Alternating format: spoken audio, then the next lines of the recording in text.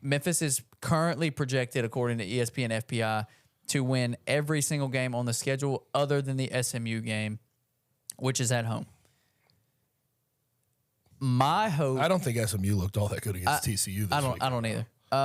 My hope for this team, and I believe that this is going to be the case, and we'll have another players club tomorrow, so we'll really be able to get a read on these guys and just where the morale is. Judging by Ryan Silverfield in his press conference on Monday, he didn't seem like he was in some horrible mood that they lost this game.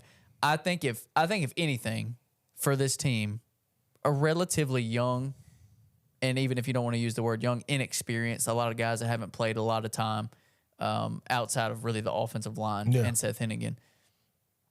I think this shows them, at least in their minds, I know what everyone thought about Memphis and Missouri, and that's about what happened.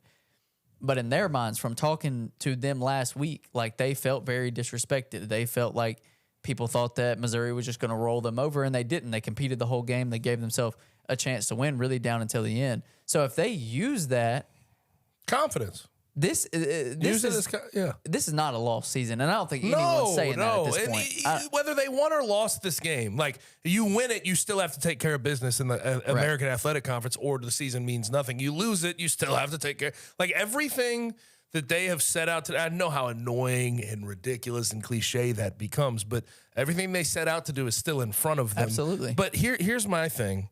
These next two games are so unreasonably vital. Like, they're just so vital. Yeah, win one of the two at the very least. You win 2 of 2, we're back on board. You lose both, no one's on board. We're off to Grizzlies and Tigers basketball. 100%. That's what it becomes. If you sit at 3-3 after this 3-game stretch of your season of Mizzou, Boise State, Tulane, it's done. All of any level of hype you thought you were getting, any level of fandom you were going to get in the Liberty Bowl, it's going to disappear. And I think they know that's the truth. It's an uncomfortable truth, but it's a truth. Yeah. I mean, if Memphis wins that Boise State game, which I would say, what time is that game? Is it a 6 o'clock game? No, it's a 3 p.m. 3 o'clock. 3 o'clock. I would imagine that'll be a pretty good environment for that game. Decent environment. Okay. If they beat Boise State, then you get Tulane at home. I would imagine that'll be a pretty good environment for that game. You want to sit at 4-1, 1-0 in conference, and then have a chance to beat on your home field the projected winner of the conference. Yeah. I think people will turn out for that. That'll be a fun one to follow. Yeah.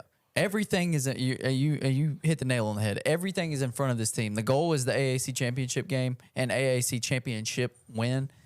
That's all still on the table. You lost the game, but it's not a conference game. It means nothing. Yeah. Nothing. You control your destiny at this point. It meant something like that game, because I heard TJ and Trey talk about this on Tigers on Tap. Does it mean anything? It meant something for Ryan in regards to getting people in the stadium and getting people back on his bandwagon. Without a shadow of a doubt. That's it. Without a shadow of a doubt. So I don't think he's really brought in any new people that were off of his, that were off board with Ryan. And vice versa. I don't think anyone's jumping ship. Yeah, and I don't think anyone's jumping ship. But like these next two games, Yes. 100%. I think you have a chance to sway some people, and I also think you have a chance to have them jump off completely and just for the rest of the year. If it's 0-2, they ain't giving you any benefit of the doubt, nothing. Yeah. No, Memphis certainly hasn't played perfect up to this point in the season, but they've still played well enough to win every game on their schedule. Mm-hmm. Every game from here on out, every game for the whole season was winnable. But just to look at what we have left, every game is winnable. No, there's not a game on the schedule. No question. That's not winnable. So now it's just controlling your own destiny and go out, line it up, and see what happens. Because what needs to happen? What do they need to do to win those games? Seth has to play better. 100%. Seth cannot turn the ball over this much. For a team that's struggling to run the ball, turnovers are a kiss of death, especially, yes, they're running the ball and all that stuff, but for a defense that's played really well, giving them extra opportunities to fail is not going to help this team win ball games. If they can play clean, continue to play the style of defense that they've played outside of the Missouri game, fast, aggressive, flying to the ball. Even the Mizzou game, I'm not like, nothing made me just sit there and be like, this defense sucks. No, I agree. At all. It didn't look like a porous defense that we've seen in the past. It looked worse because they stepped up in competition, but I mean, at the same time, like, I am just not turned off by that performance. I thought even in some bad moments, like we saw them, give up those chunk plays, especially they got ran all over. But like, I at the end of the game, of course, they held up. They still look fast and aggressive. I still am not discouraged by it. I'm just not. They forced 2 turnovers in that game. Memphis probably wins, first of all.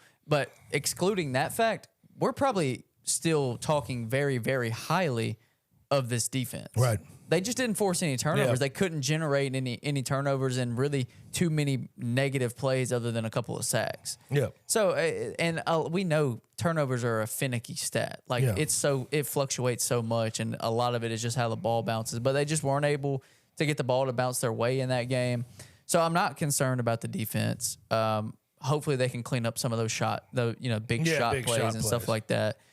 I think that just comes with seeing it, and they haven't really seen it that much this year. They haven't experienced somebody like Luther Burden before. Right, who is incredible. 10 catches, 177. Yeah.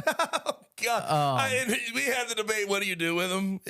I guess you can't do anything with him. No, he's just better. He ran wild. He's better than you. I'm sorry. Yeah. I mean, he's that good. So I think Seth Hennigan cleans it up. The defense continues to play the way that they've played, and you keep getting the ball to Blake Watson and Rock Taylor. Yes. Yep. That's it.